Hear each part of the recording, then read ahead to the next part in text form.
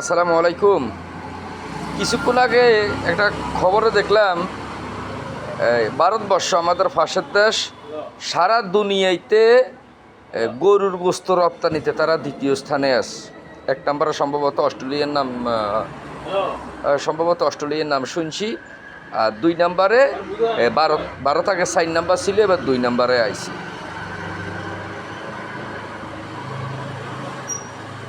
গোমাতার গোস্ত ননি কি রে, তোরা মুসলমানের হিসেবে এইভাবে লাগিথাস, তখন তোরা 2 নাম্বার অর্জন কেমনে করছ? হ্যাঁ, তোরা তোকে গোমাতার গরুর মুদ্দি, গরুর গোবুদ্দি কত কিছু করস, এ বাড়তি কিছু কইতাম চাই না, সমস্যা আছে। হ্যাঁ, এই একটু কমেন্টে আপনারা একটু আমরা জানাইন যে কীভাবে কী করণ যায়।